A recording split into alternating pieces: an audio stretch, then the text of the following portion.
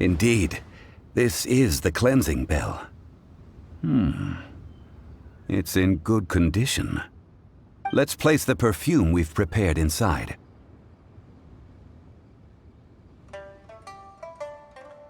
Of course. How would I know that the bell was with her otherwise? That's suspicious. But if you don't want to talk about it, we won't pry. Oh, yes, that old granny asked us to tell you something. If you have the time, you can come over for tea. I don't have much to offer, but you can always count on an old lady for a pot of tea. That tone does not suit you. Still, her teapot is indeed very good. There are none better for brewing tea. When a suitable time arrives, I'll bring a spot of fine tea and pay her a visit. So what's the next step in our preparations? Next, we need to purchase kites. Ooh, Paimon loves kites! Are you taking us kite flying? Is this our break time? No. Kites are children's toys, yes. But they also play various symbolic roles in Liyue's rituals. I will explain it to you. But our next course of action should probably be to purchase the kites first. Oh, sure. Curiouser and curiouser. May the Lord of Geo protect you and fortune find you.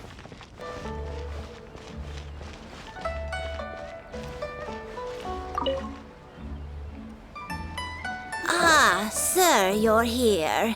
The 7 kites you asked for have been made to order. Would you like to take them now? Yes, thank you. It's rare to see customers who want to buy this type of kite nowadays. In the early days, we used to get orders from people of all walks of life. Well, this is Mr. Zhongli from the Wangsheng Funeral Parlor, so he's probably well-versed in all these walks of life. We've talked about a whole bunch of things while traveling with him. He seems to know Liyue's favorite topics, money and government, really well, but he likes talking about less useful topics instead. Well, that's because I prefer to share fun things with you. Children's toys are very fun things, that's for sure. I enjoy watching the children at play as much as anyone else, but there is more to it than that. Finely crafted toys are well loved by children, but this craft itself has been honed over thousands of years, and there is meaning behind that. I have made kites in Liyue for 40 years, and I am intimately familiar with the forms passed down from my ancestors. The meaning of these 7 kites is far from banal. Indeed. These are decorations used in the rite of parting. The 7 kites represent the 7. I took the liberty of coloring outside the lines when doing the insignia of the Animo Archon. As for the kite that honors the Geo Archon, one must follow the contract given right down to the last letter. These patterns are ancient, and you can also find them in the Golden House. Ah, Paimon's heard that name before. Huh? The design of this kite displays a firm grasp on the cyclicality and eternity so dear to the Electro Archon. These markings of tree and leaf pay due honor to wisdom and the passage of time. All this on a single kite. Truly astonishing. Justice flows across the surface of the waters. War rages like a flame. As does that which the Cryo Archon once... Yes. These details are masterfully done. The compliments of a learned man truly are pleasant. Well then, Granny Shan, I shall take these back with me. As for the payment... Well, allow me.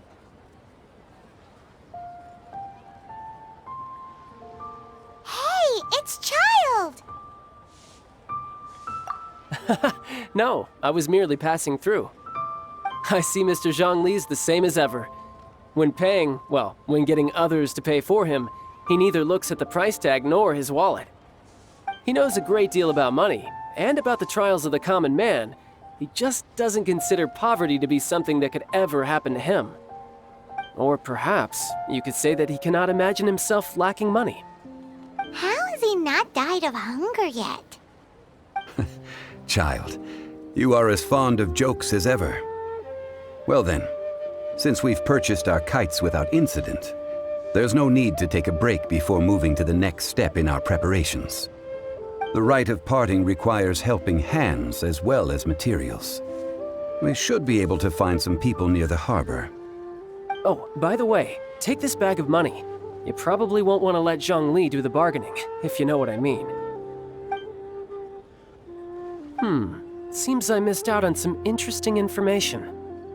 I suppose I'll just have to find a more opportune moment next time.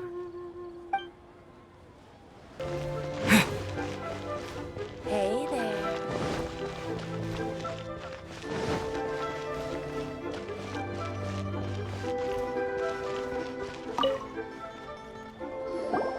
All finished then? Splendid. Any leftover cash is yours to keep.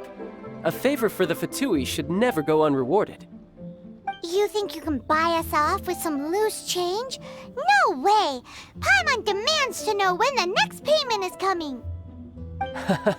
Well, how does this sound? You give me the information I need, and maybe I'll leave the Northland Bank's vaults open and unattended for half an hour. What info do you need? Huh. Does that mean you know what he's after? Yikes! You're right! Signora! You both need to calm down. I don't know what's gotten into you. Just what is this about? The atmosphere got so tense all of a sudden.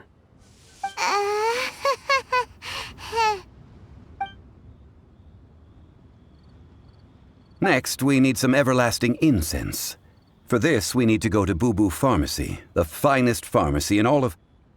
Is everything okay? Everything is fine.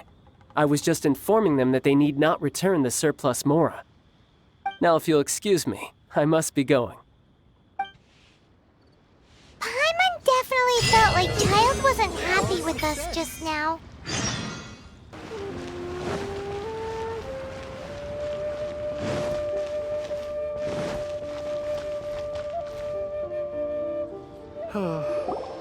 So many medicines. Huh.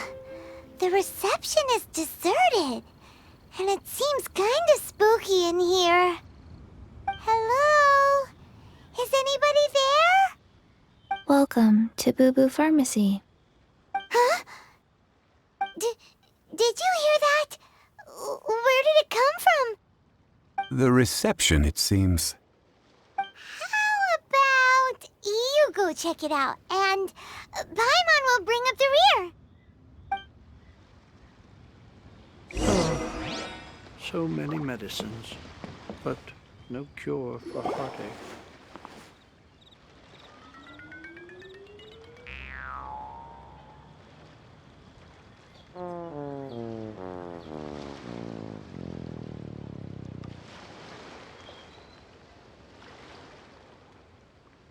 Oh, there you are. But you can't even reach the counter. Joke's on you. Paimon floats, so height is no restriction. Anyway, there's something weird about this one over here. What's the talisman doing on her forehead? It can't be. She's a zombie. Welcome to Bubu Pharmacy. I am Qiqi.